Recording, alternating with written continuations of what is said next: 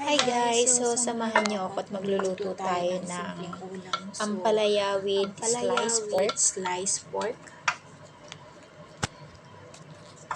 So meron ako dito isang ampalaya lang to guys, yung malaking ampalaya. Then ayan, slice ko siya, then binabad ko siya sa salt.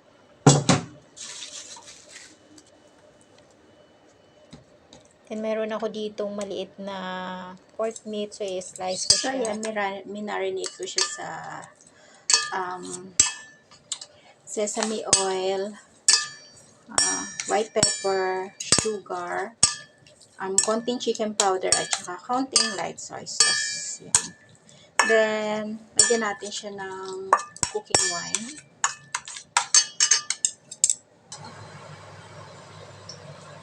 Then, nagpainit na ako ng mantika. So, halutuin muna natin itong sliced pork.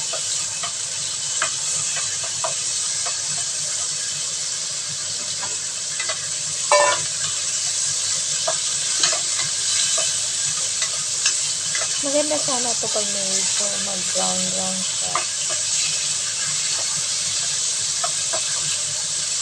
Then, after natin siyang maluto, i-set aside muna natin.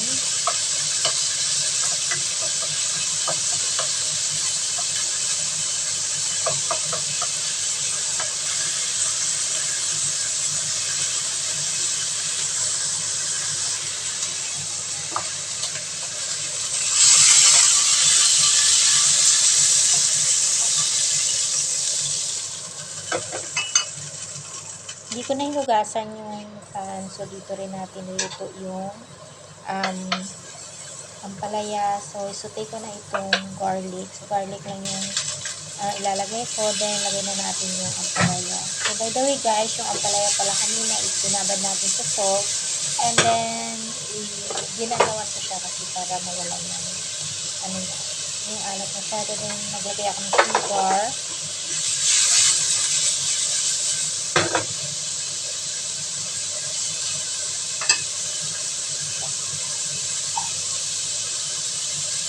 Konting chicken powder.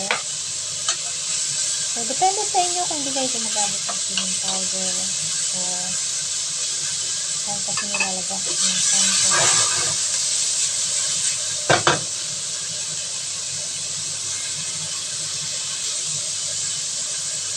Siguro mga minutes lang natin ito ang lutuin para hindi siya masyadong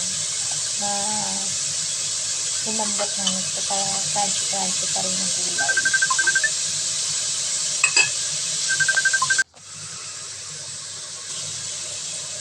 Then, lalagyan ko siya ng konting light soy sauce.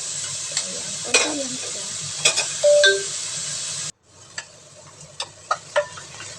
Then, after that, so ilagay na natin yung sliced pork. So, konting halo-halo lang to. And then, lagay na natin sa serving plate.